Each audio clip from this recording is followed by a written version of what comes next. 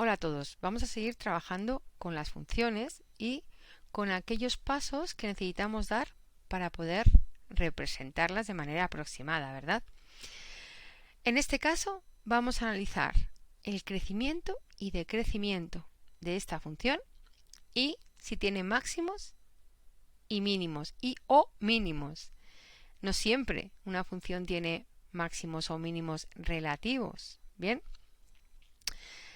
Entonces, ¿qué tenemos que tener en cuenta? Bueno, tenemos que tener en cuenta para empezar que esta es una función polinómica y por lo tanto es continua en todo su dominio, es decir, en todo R en este caso, ¿no? Para cualquier valor real, esa función es continua. ¿Qué tenemos que hacer para analizar el crecimiento o decrecimiento o decrecimiento, ¿no? ¿En qué intervalos la función crece y en qué intervalos la función decrece? El crecimiento y decrecimiento dijimos que es algo que se analiza de izquierda a derecha. Si sube está creciendo, visto desde la izquierda, y si baja está decreciendo. Bueno, una observación importante. Es muy bueno a la hora de estudiar esta parte, poder representarnos las funciones de manera aproximada. Y si podemos representarla con GeoGebra, pues infinitamente mejor porque nos lo va a representar de manera exacta, ¿no? Es cierto que a partir de la representación uno puede sacar conclusiones, bien, pero nosotros lo que queremos también con este ejercicio es analizar el crecimiento y decrecimiento y los máximos y mínimos de forma analítica, ¿no? Entonces, verlo gráficamente nos ayuda muchísimo, nos ayuda a entender qué es el crecimiento y qué es el decrecimiento y qué son los máximos y los mínimos, pero bueno, también está esta parte analítica que tenemos que aprender a trabajar y a analizar. Y hay que hacer ciertos cálculos para analizar el comportamiento de la función. Pero visualizarlo ayuda mucho a entenderlo. También tengo que decirlo, ¿no? Me parece importante tener ese dato, ¿no? Esa herramienta que nos permita ver la función y entender qué es lo que tenemos que hacer y qué es lo que estamos haciendo. Bueno, para analizarlo, para analizar el crecimiento y decrecimiento, tenemos varias herramientas. La primera es la derivada. La derivada. Si calculamos la derivada de la función, y la igualamos a 0, las soluciones de esta ecuación van a ser los puntos en los que la función va a alcanzar un máximo o un mínimo con su correspondiente y. Es decir, aquí calcularemos los valores de la x en los que la función puede alcanzar un máximo o un mínimo. En este caso voy a quitar el puede porque se trata de una función polinómica. Entonces, efectivamente, en los valores de x que hacen 0 esta ecuación, la función alcanzará un máximo o un mínimo relativo. Claro, que estamos hablando de puntos y esos puntos también tienen una y. Entonces, cuando resolvamos esta ecuación, vamos a encontrar las x de los puntos que serán máximos o mínimos relativos de la función. Bien, entonces ¿vamos a analizar primero los posibles máximos o mínimos? ¿O en este caso los máximos o mínimos? Sí, porque si yo tengo aquí un punto máximo de la función, sabré que a su izquierda ha tenido que crecer y a su derecha decrecer.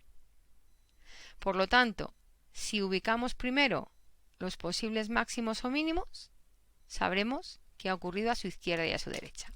Pues venga, resolvemos la ecuación. En este caso es una ecuación polinómica. Yo lo he hecho por el método de Ruffini. Es verdad que este 4 está incluido en la factorización de esta expresión, pero como soluciones tendremos el x igual a menos 1, el x igual a 1 y el 3. Ahora, mi consejo para analizar el crecimiento y decrecimiento. Vamos a colocar en la recta real las x de los posibles máximos o mínimos. Vamos a marcar los intervalos en los que estas soluciones nos dividen en la recta real. También se puede hacer mediante una tabla, ¿vale? Yo lo voy a explicar ahora mismo con la recta y también se puede hacer con una tabla. Y ahora vamos a elegir un punto de cada uno de los intervalos en los que estas soluciones han dividido a la recta real. Bien, lo que le pase a un punto de este intervalo le ocurrirá a todo el intervalo. ¿De qué estoy hablando exactamente? Pues si deducimos que en este punto la función está creciendo, estará creciendo en todo el intervalo. Si deducimos, ahora vemos cómo, que en este punto la función está decreciendo, es parte del intervalo de decrecimiento, todo el intervalo será de decrecimiento. ¿Bien? Vale, y ahora viene algo muy importante. Vamos a sustituir un valor de cada uno de los intervalos en la derivada de la función. Ojo, la derivada de la función es la que nos va a indicar el crecimiento o decrecimiento de la función en un intervalo. Derivada, derivada, ¿vale? Bueno, pues entonces vamos a sustituir este punto de este intervalo en la primera derivada. Bien, vamos a hacer los cálculos, es decir, la x de la primera derivada lo sustituyo por menos 2 y resulta que este resultado me sale negativo. Es decir, la derivada de la función en un punto de este intervalo me sale negativo. Pues mirad, eso significa que en este intervalo, en todo este intervalo, la función va a decrecer. Cogemos un punto del siguiente intervalo, el 0. El 0 es un valor muy cómodo siempre, ¿no? La primera derivada en 0. Pin, pin, pin, pin, pin, pin. Sustituyo en la primera derivada el x igual a 0 y me sale positivo. Lo que quiere decir es que, como en el 0, que pertenece a este intervalo, la primera derivada es positiva, en este intervalo la función crece. Recordad que la función existía para todo r y era continua para todo r por ser un polinomio. Por eso no hemos incluido aquí ningún otro valor que nos pueda dar algún problema.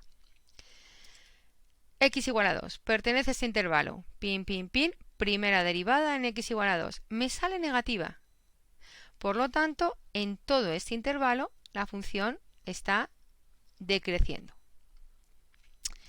Cogemos el punto x igual a 4, que está en este intervalo, calculamos la primera derivada y me sale positiva.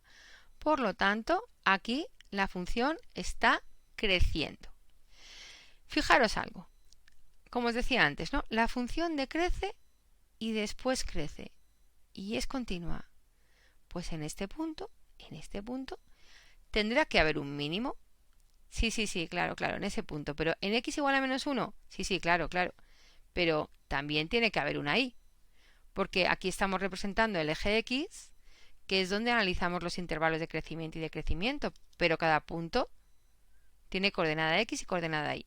Por lo tanto, ya sabemos que en x igual a menos 1 decrece y crece, por lo tanto aquí hay un mínimo.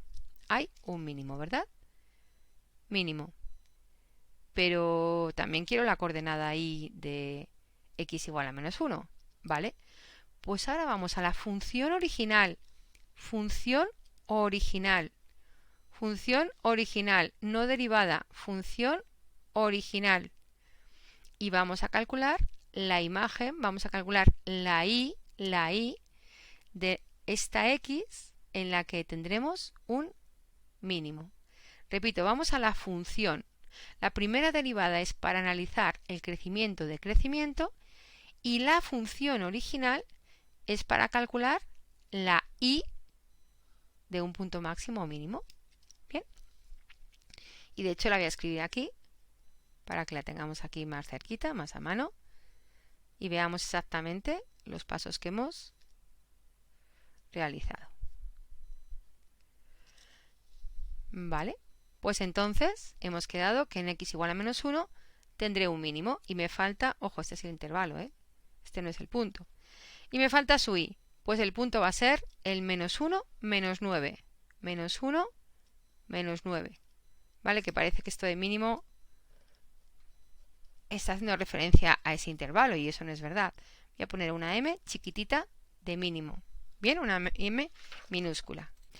Bueno, pues aquí hemos deducido que en x igual a 1 la función crece y después decrece. Por lo tanto, aquí tendremos un máximo. Y nos ocurre lo mismo. Sabemos la x del máximo, pero queremos su y. Pin, pin, pin, cogemos la función original, no la derivada, la función original, y hacemos su y. Pin, pin, pin, pin, pin, y me sale el 7. Por lo tanto, el punto será el 1, 7. Este máximo será el 1, 7. Y después tenemos que en x igual a 3 la función a su izquierda decrece y la función a su derecha crece. Por lo tanto, en x igual a 3 tendremos un mínimo. ¿Sí? F de 3 igual a menos 9. Por lo tanto, el punto mínimo en este caso será el 3 menos 9. Podríamos analizar si los puntos son máximos o mínimos calculando la segunda derivada. Pero, como veis, si hemos analizado los intervalos de crecimiento y de decrecimiento, ya tendremos si los puntos son máximos o mínimos, ¿verdad? Y tendríamos que decir que esta función decrece en menos infinito menos 1 y en el intervalo 1, 3 y crece en el intervalo menos 1, 1 y en 3, infinito. Y con esto ya quedaría resuelto lo que nos pedía este ejercicio.